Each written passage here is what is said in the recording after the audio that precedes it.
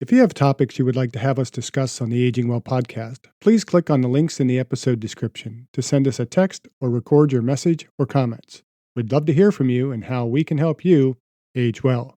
If you benefit from the Aging Well podcast and would like to support the content financially, please click on the Support the Show link or support our affiliates and advertisers.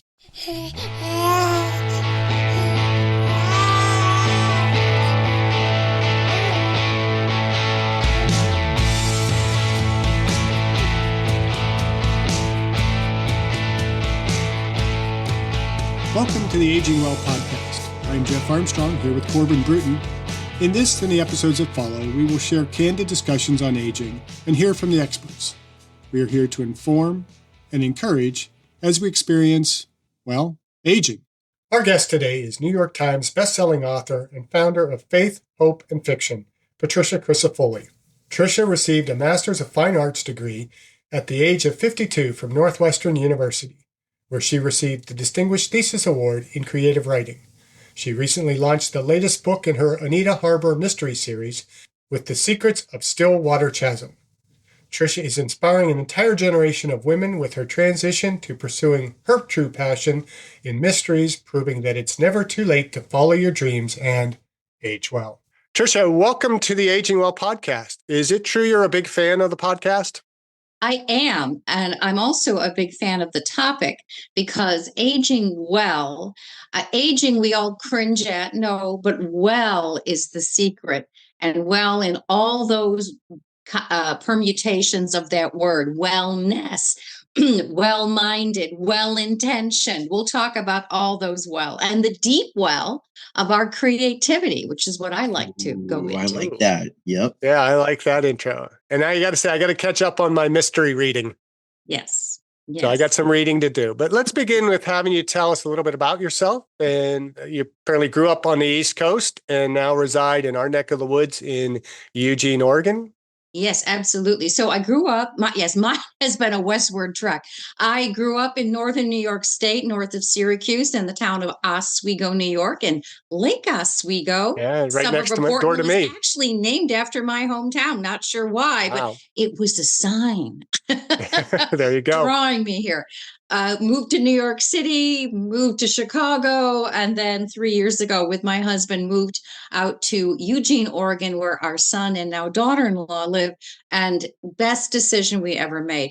In fact, the day after we landed, shipped the furniture, flew with the cats halfway across the country, I said, oh, I know what this looks like. This looks like the Tug Hill Plateau and the foothills of the Adirondack Mountains.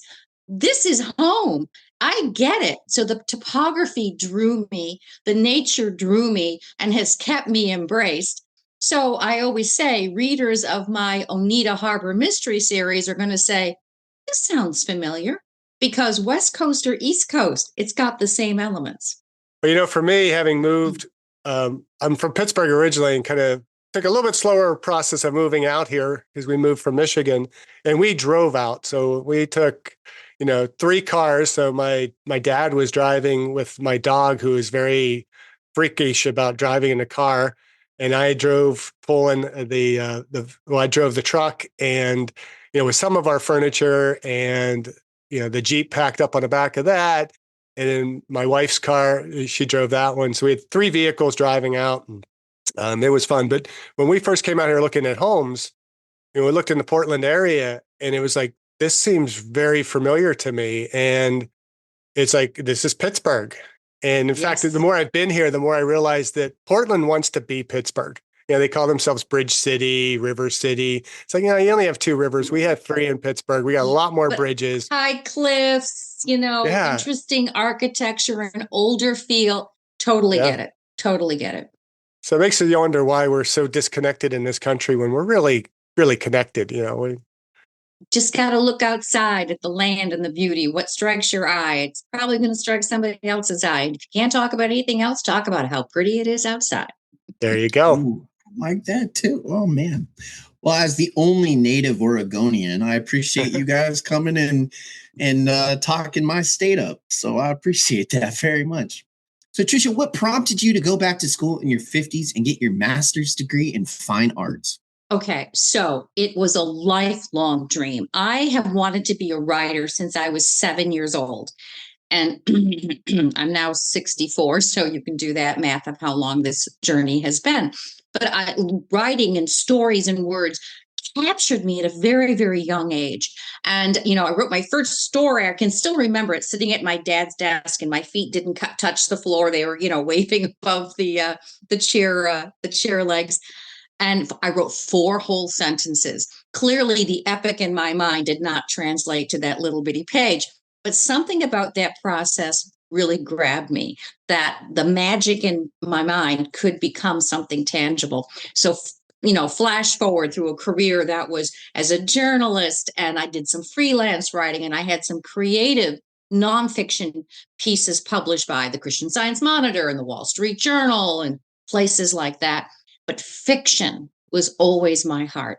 I'd written some short stories, got some minor, attention for them. But when it came to long form, to a novel, I would get responses like, shows promise, has some talent, but, and I had to get over that but. So I went to Northwestern University, go Wildcats, and a 5-year program. I was 51, 52 at the time, and worked all day and went to school at night for 5 years and learned the craft and was in a workshop sometimes with a cohort of students who could have been my children. My son's advice was, don't call any of them honey, Mom. You're not their mother. But really found an amazing community of writers and teachers and novelists who shared their insights. And I wrote my master's thesis. It won the Distinguished Thesis Award, and it became my first novel after making it into a mystery. But what I found was it brought up 2 things. Number one, the timeless desire to write fiction, that childhood dream. So that's one thing. And on the other, it brought up my resilience and resolve that you are not too old to try something new. And those 2 things, I think, are really good companions. Childhood dream, that thing you always wanted to try or pulled you, an early experience, remembering that, and then the resolve that, yes, I can try, I can learn. And I think the 2 things are a superpower. They're, what do they call that? The multiplier effect. So that's a long answer to a short question. No, we like the long answers. That gives us a podcast, right? Good for that. But for a lot of our listeners that are hearing that and say, okay, yeah, I have this passion. I've had it since I was a kid. And yeah, people tell me, you're never too late to start, but, it's different for me. It's going to be too hard, too many challenges. What were some of the challenges and the benefits that you saw being a non-traditional student in your 50s? Okay, 2 funny stories. So I'm going to go to Northwestern. And one of the things I think I have to get, by the way, I didn't, was a parking permit. You're like, well, what does that have to do with creative writing? Nothing. But when I thought about how I was going to go and where I had to go to get this part, I burst into tears. So my son walked up to me. He was in college at the time, and he goes, so what is it about this parking permit that's got you so freaked out? And I said, nothing. I just focused all my anxiety about going to school and being in this code or whatever, and could I do it on this parking permit? So finally I go to the parking permit office, and they say, no, you're going to school at night, you don't need a parking permit. But it was a funny story to laugh at myself about. Okay, you've got some anxiety about doing something so radical, a 5-year commitment.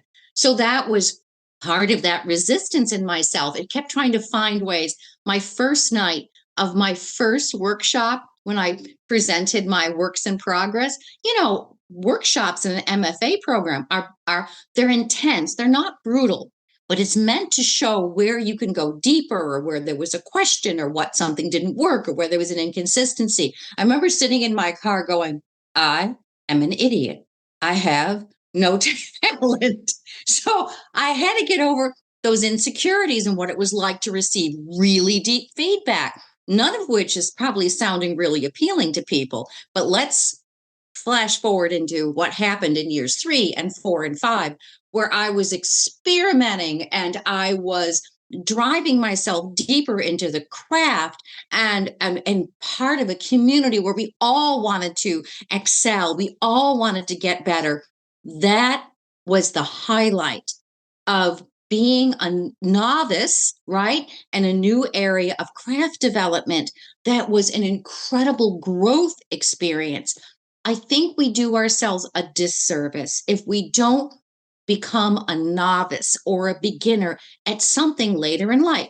Maybe it's pickleball, maybe it's the exercise class, maybe it's painting, maybe it's picking up the guitar and trying to make a chord after, 40 years. Whatever it is, that feeling of saying, I don't know this. I'm going to drop my ego. I'm going to drop what I've already mastered.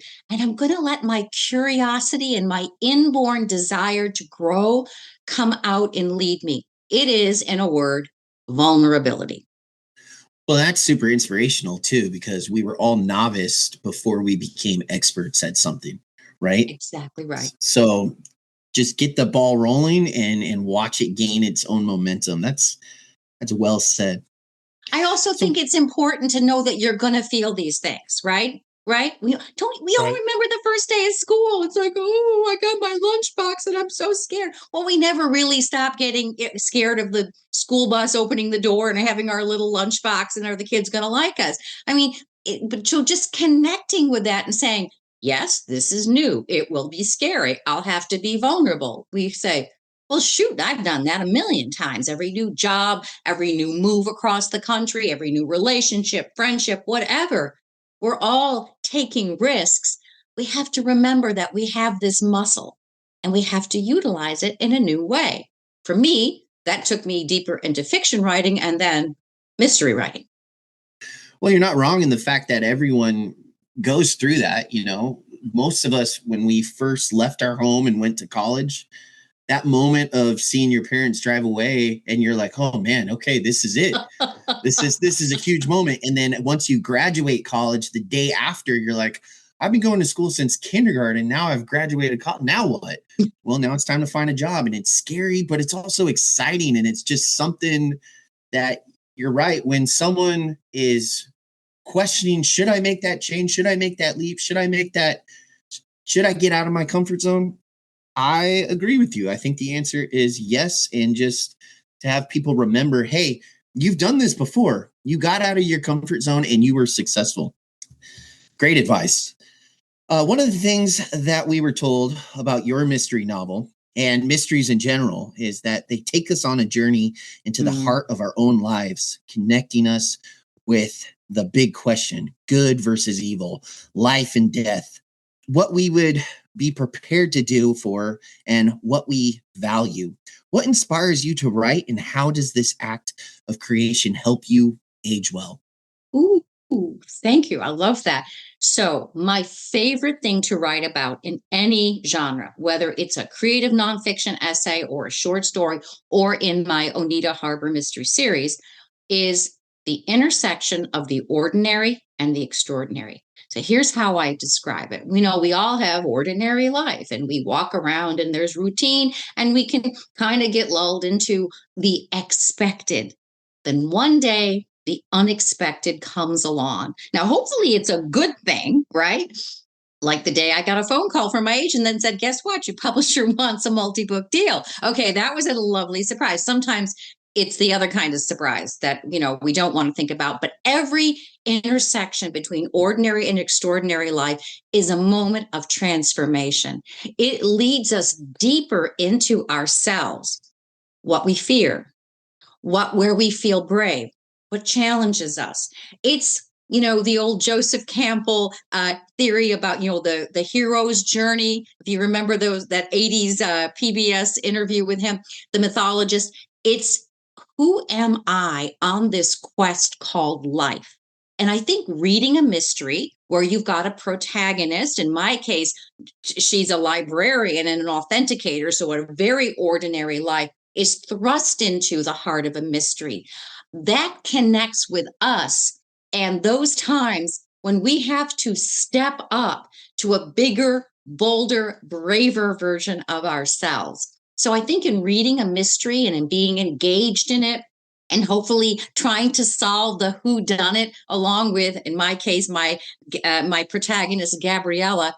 We think of those times when our own critical thinking and creativity had to engage, and we found a solution or a way forward where one did not appear before. And those are those happenstance moments where ordinary and extraordinary come together. And as a result, we become the hero of our own journey. I like that. And I often, in some of my writing, I will put parentheses around extra when I write extraordinary to emphasize that it is really the ordinary. We're just doing, what we ordinarily do above and beyond just the simplicity of that task. That's brilliant. That's brilliant. It may look extra, but it really is part of our ordinary existence. And then what happens? It's like that thing they say when you buy a red sports car, all you see on the highway are red sports cars. Okay. Yeah. So when you see the extraordinary, you're going to look for those other moments, those serendipitous coincidences, or that phone call out of the blue, or that moment when you say, and we all do this, it was a sign, it was meant to be, it was this thing. I saw the rainbow or the cardinal or whatever it was. And we get all excited. Why? Because we've trained our eyes, our ears, our mind, all of our senses to recognize that extraordinary moment. That's the fabric of our being, and we can navigate by that. Give ourselves hope, give ourselves resilience, develop more parts of ourselves that says, I'm more than I give myself credit for being. I can go above, beyond, deeper, broader. Right. And that kind of leads into my next question, which is, in a recent episode we had, I interviewed Chris McLeod, who's the director of the Osher Lifelong Learning Institute at Duke University. And she underscored the importance of continual learning for aging well. And for you then, how important is it to write and to create to age well? Well, I think if I didn't write or create, I would die. By the way, I was an Osher instructor at Northwestern in their continuing ed. So go Osher. It is an amazing program that as you know, a little shout out to your previous podcast, that really creates engagement for people who are looking for, more intellectual stimulation in maybe a later stage of life. So for me, creating, especially writing, helps me explore what I call my truth. Helps me explore what I believe about the world, what I perceive about the world, including upending my perceptions. And mysteries, of course, are very good for that because you think it's one thing and then it's another. So the act of creating helps me reach deeper into parts of myself. For one thing, I have to do a ton of research. All of my mysteries have, they're modern day, and there's a whodunit, the bodies on the library lawn. And the first book, The Secrets of Oneida Harbor. In the second book, there are a couple of hikers who don't hike out of the woods when their bodies are found, and The Secrets of Stillwater's Chasm. But in addition, there's a secondary storyline that revolves around a historic artifact. That requires me to do research and find out what something from 1808 would look like, or what a medieval artifact would have been made from, and the artisan's technique. All of that creates a tremendous intellectual stimulation, leads me on a path of discovery in museums and libraries, and also puts me in touch with experts who have to explain stuff to me. So all of that enlivens my life, gives me more purpose. And it also, I believe, develops me as a person in other aspects, in my relationships with people and in my day job, because I'm a full-time communications consultant. My next question, I feel like you've already answered it. But you write mysteries. Now, has that always been a passion, or is it something that you just kind of fell later into in life? Well, writing, as you know, is completely the passion from such a young age. Mysteries was a genre that pulled me in. Now, as a kid, I read all the Nancy Drews. In fact, we had the original Nancy Drews passed down from some distant relative. If only we had kept them. But, there's something about, mystery. But when it came to writing, I never saw myself as a mystery writer in the beginning. I thought of myself more as, because I was in an MFA program, I wrote literary fiction, right? But here's what I love to write. I love to write small town, quirky characters, and those ordinary meets extraordinary moments. What I didn't know I was writing was a mystery. All I had to do was develop those plot lines to give my stories that extra layer, that extra texture. So I fell into it, but I was doing it all along without realizing it. Yeah, I was the last to know, folks. And that has unlocked my storytelling because I believe the kinds of mysteries I like to write about. Okay. We have our artifact that is unearthed, right? We've got small town tensions. It is big life writ small, right? The second book, Secrets of Stillwater's Chasm, has an environmental theme. The Secrets of Oneida Harbor deals with people who are inside and outside, who is looked at as an other, who has the power, who doesn't, right? So all those big themes get compressed on a small canvas of a small town. That is the heart of mystery. And that for me has been an expression of what I was writing about all along. And for whom do you write? Well, every writer writes for themselves first. Okay. I believe that. My ideal reader, I would have said, looked at the statistics and said, oh, women ages 35 to 72 are my readers. But guess what? I get emails from people, including a CEO, a retired CEO of a very, very, very big company who wrote me, knows me, and said, hey, I picked up your book and I read it in one sitting on a very long flight. Loved it. So it's surprising. People who like history and who like mystery, whether it's both parts or one or the other, are engaged by them because I think they also see themselves in these quirky small town characters, no matter their background, because there's some part of all of us that doesn't know, that knows we don't really fit in where we are. We're all that new kid on the block, right? That new kid on the school bus. And I try to bring that out in my characters. And I think that resonates with a lot of people. So if you love mysteries, if you like Murder, She Wrote, remember when that was on primetime and now it's on the streaming channels, you'll like the Oneida Harbor Mystery Series.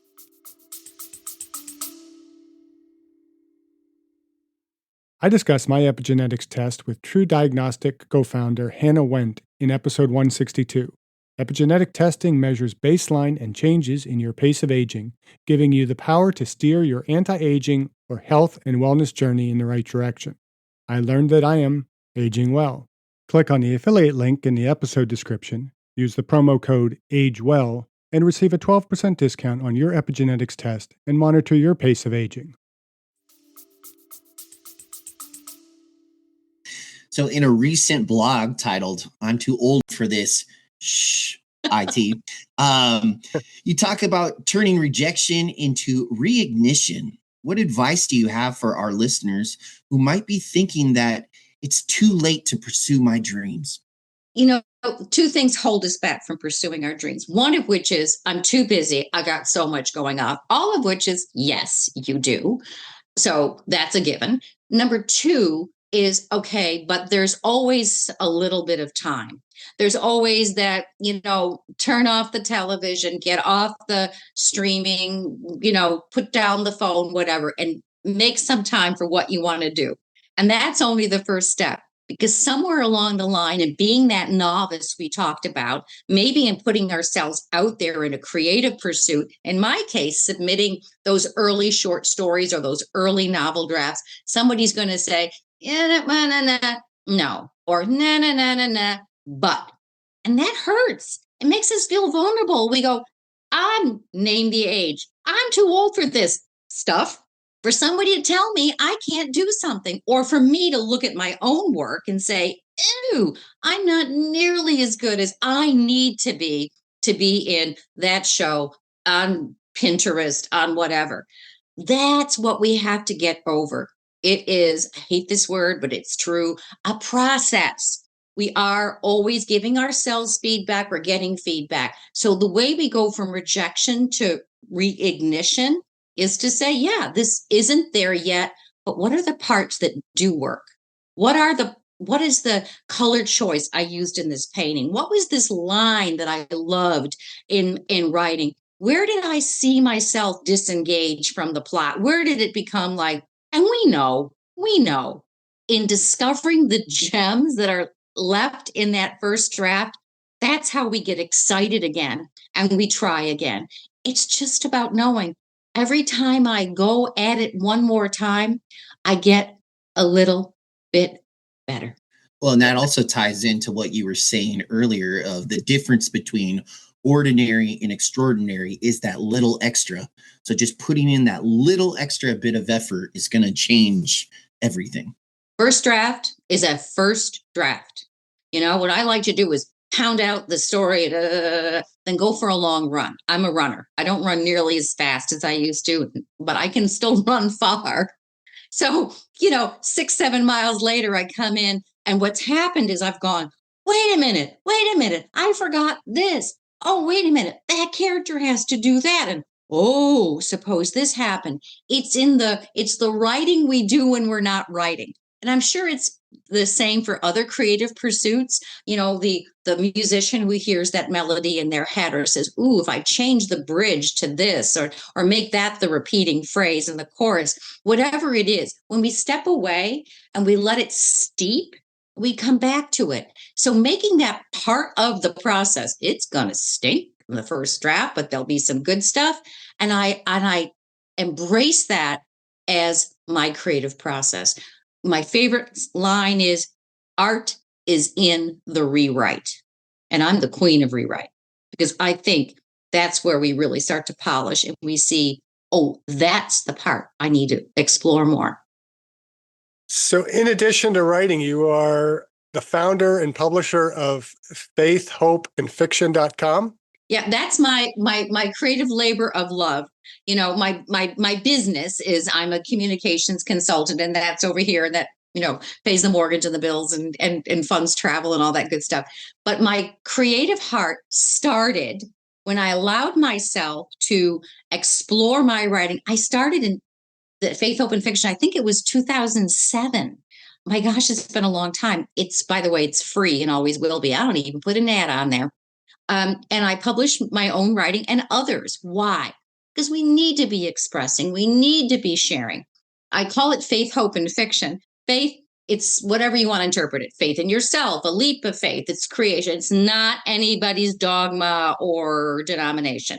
It's really looking at what inspires us to be a little bit more than ourselves. Hope, because without hope, we cannot create. Without hope, we can't say, I'm going to put something out in the world that will make people pause and think. It doesn't have to be the happy, happy story either. It can be hope because of that grit, that resilience that is found at the heart of the human character. And fiction, because it's my chosen genre, but it's where I and many other writers express their truth and the stories that we tell, because there's some of us in there as well.